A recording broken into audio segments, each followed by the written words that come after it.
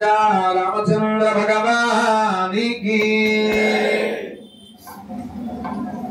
हनुमान दीक्षा पीठाधीश्वरुलु श्री श्री श्री दुर्गा प्रसाद स्वामी वारिकी दासोहाలు సమర్పిస్తూ అలానే నగర మేయర్ గారికి కూడా నమస్కారం తెలియజేస్తూ భక్తులందరికీ కూడా ఆంజనేయ స్వామి యొక్క సంపూర్ణమైనటువంటి అనుగ్రహం కలగాలని స్వామివారిని ప్రార్థిస్తూ మన యొక్క హనుమాన్ దీక్షా పీఠంలో ప్రతి సంవత్సరం హనుమాన్ జయంతి ఉత్సవాలు అత్యంత వైభవంగా మనకి స్వామివారి ఆధ్వర్యంలో మనం నిర్వహించుకుంటున్నాం. ఇక్కడ మరియు హైదరాబాద్ లో ఉండేటువంటి కళ్ళకోయ ఆశ్రమంలో మనకి ఆంజనేయ స్వామి యొక్క అనుగ్రహం ఉంటే మనకి కార్యసిద్ధి కలుగుతుంది అని మనకి శ్రీమద్ రామాయణ అంతర్గతంలో ఉండేటువంటి సుందరకాండ హోమాలు స్వామివారు మన చేత ఎక్కువగా చేయిస్తూ ఉంటారు.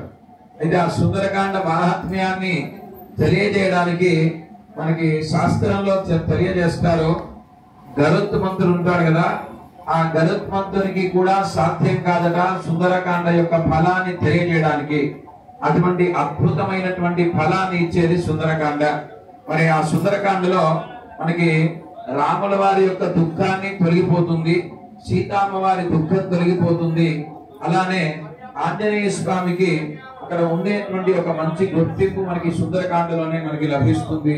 కనుక ఈ సుందరకాండ మనం పారాయణం చేసిన హవనం చేసిన మనకు ఉండేటువంటి దుఃఖములన్నీ తొలగిపోయి మంచి భగవంతుని యొక్క సంపూర్ణమైన అనుగ్రహం మనకు కలుగుతుంది అని మనకి మొదటి శ్లోకం మొదటి సర్గలో తెలియజేస్తారు. తతో రావణనీతాయ సీతాయ శత్రుకర్షణ ఇయేస పదమన్వేష్టం చారణ చరితే పథి అని ఈ ఒక్క శ్లోకం చాలట మనం చదువుకుంటే మనకు ఉండేటువంటి దోషములు దుఃఖములు శత్రుబాధ అన్ని తొలగిపోతాయని చెప్తారు. అది మొదటి శ్లోకం.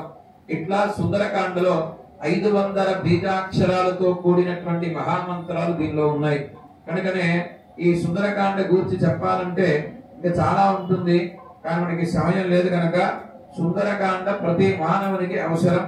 ఆ సుందరకాండ యొక్క ఫలాన్ని మనం అందరం కూడా పొందాలి అని ఆ ఆంజనేయ స్వామి యొక్క అనుగ్రహం మనకుంటే బుద్ధి యశస్సు మనకు ఉండేటువంటి మంచి బలం మనోధైర్యం కార్యసిద్ధి మనకు కలుగుతుంది. కనుక మన పూర్వం నుంచి కూడా మన పీఠాధీశ్వరుడు వారి పరంపర అంతా కూడా హనుమంతుని ఆరాధన చేసి ఆ ఆంజనేయ స్వామి యొక్క అనుగ్రహం మనందరికీ అందాలని ఈ యొక్క మాల దీక్షని ఏర్పాటు చేసి మనమందరం ఈ రోజున మాలలు వేసుకొని ఆ ఆంజనేయ స్వామిని ఆరాధిస్తున్నామంటే దానికి ప్రధానమైనటువంటి కారకులైనటువంటి స్వామి వారికి మనందరం కూడా ఎప్పుడు రుణపడి ఉంటాం.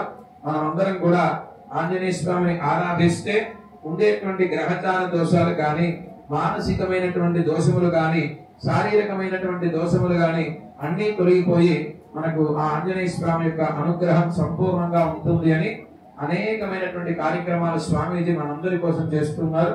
దానిలో మనమందరం కూడా భాగస్వామ్యం అవడం అనేటువంటి మన అదృష్టంగా భావిస్తూ రాజా రామచంద్ర భగవానికి ఆ స్వామివారు మనకి ఎప్పుడు తెలియజేస్తారు. ఈ ఉండేటువంటి యొక్క దీక్షని ఆరంభించినటువంటి వారు ఈ యొక్క పీఠం ప్రధానమైనటువంటి పీఠాన్ని నేను మనం చెప్పుకున్నట్టుగా ఇక్కడ మనకు ఉండేటువంటి ఆంజనేయ స్వామి కూడా బావిలో వారికి స్వామివారి వారి తాతగారికి ఉండేటువంటి సద్గురు సయ్యద్ అప్పల స్వామి మహారాజ్ గారికి మరి స్వప్నంలో కనిపించి బావిలో ఉన్నాను, నన్ను తీసి ప్రతిష్ఠ చేసినట్లయితే ఈ అద్భుతమైనటువంటి క్షేత్రంగా ఇక్కడ వెలుగుతోంది అని వారికి స్వప్నంలో తెలియజేస్తే దాన్నే వారు ఇక్కడ ప్రతిష్ఠ చేశారు. ఆ మూర్తిని మనం ఇప్పుడు ఉండేటువంటి స్వామివారు నూతనమైనటువంటి ఆలయాన్ని ఒకటి శిలారూపంలో నిర్మాణం చేస్తున్నారు. దాన్ని తిరిగి మనం అక్కడ ప్రతిష్ఠ చేసుకుంటాం. వారు ఆ రోజున ప్రారంభించినటువంటి ఈ యొక్క హనుమత్ ఉపాసన హనుమత్ దీక్షని ఇప్పుడు స్వామివారు దాన్ని కొనసాగిస్తూ ఒక్కరిగా వచ్చి లక్షల మంది హనుమాన్ మాలని వేస్తున్నారంటే దానికి ఆంజనేయ స్వామి యొక్క సంపూర్ణమైన అనుగ్రహం మరి స్వామివారి పైన ఉండి మనందరికీ ఆ యొక్క అనుగ్రహాన్ని అందిస్తున్నారు. కనుక మనం ఆంజనేయ స్వామిని ఆరాధన చేద్దాం. స్వామివారి యొక్క అనుగ్రహం చేత మనకు ఉండేటువంటి దోషములని పోగొట్టుకుని స్వామివారి సంపూర్ణమైనటువంటి అనుగ్రహాన్ని మనం అందరం కూడా కలిసి పొందుదాం. జై హనుమాన్, జై జై హనుమాన్.